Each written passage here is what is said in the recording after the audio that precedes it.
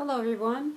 So as you know, spring is here and the weather's getting warmer, and if you have cats or dogs, you know that shedding season is starting, and I want to talk a little bit today about grooming them and brushing them and how important that is.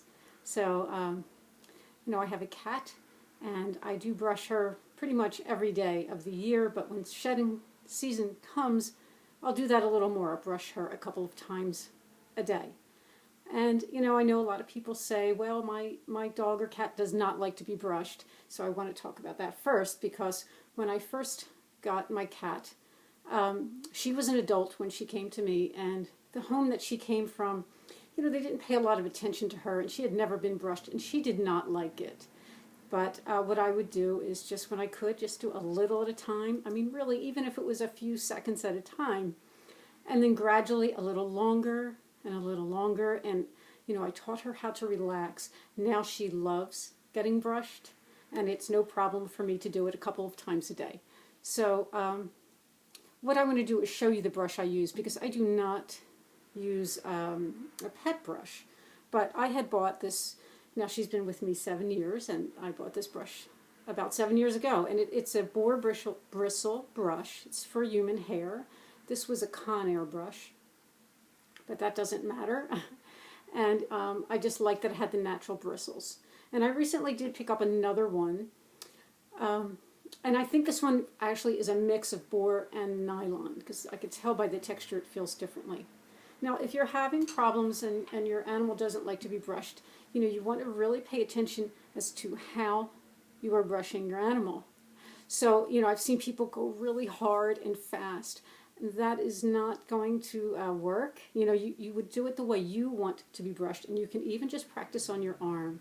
So when I brush her, Valentine is her name. When I brush Valentine, I do slow and slow strokes and not too hard, so that she relaxes into it.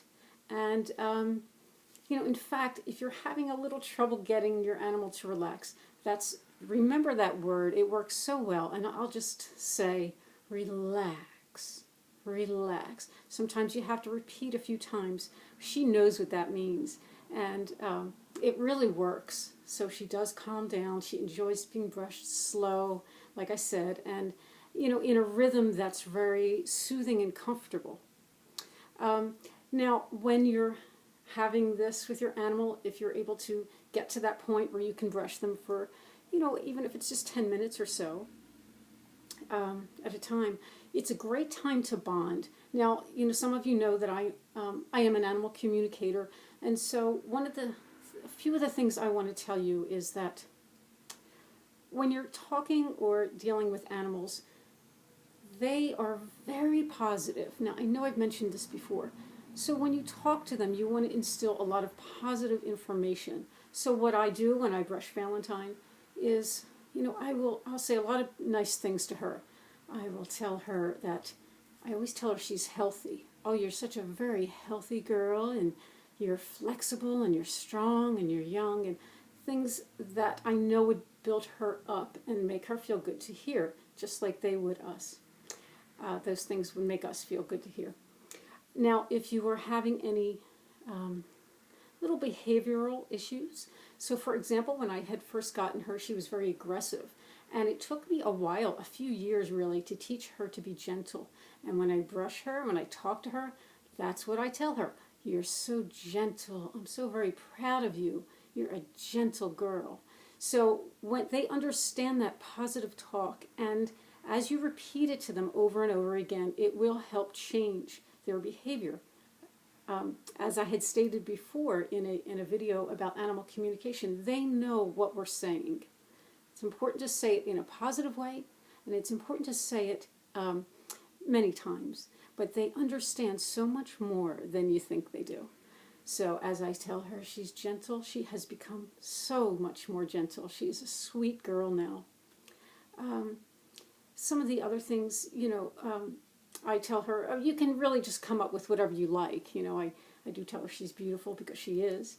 And, I do find it's just a very nice way to bond. And as you spend that time brushing them, you'll get to know their body.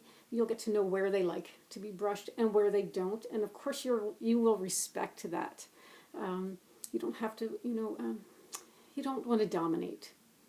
Another thing is when they're in that state and when they're very relaxed and after they've been brushed, what I'll do is usually brush and then pet and then brush and pet. So it's not just constant brushing. Oh, but the obvious thing, hold on, the obvious thing is that when you're brushing them during shedding season, that hair, instead of them consuming it or instead of, us wearing it, you're getting rid of that hair, and it's really important.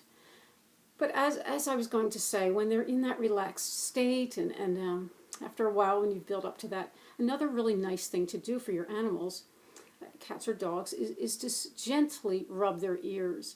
So their ears have, just like our ears, do have a lot of points, pressure points. That is, they are when they are gently rubbed, it does stimulate a good health in the body. So very gently, Valentine does let me do that, and in time, I'm sure your cat or dog will as well.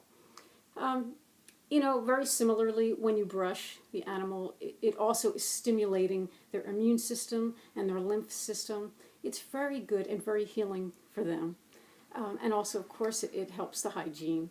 So one more tip for the spring and summer. This, of course, should be done all year long, but just especially in the summer, make sure you change the water bowl every day. Don't forget, don't get lazy about that, because, it does get dirty and hairy, and they really need that fresh water.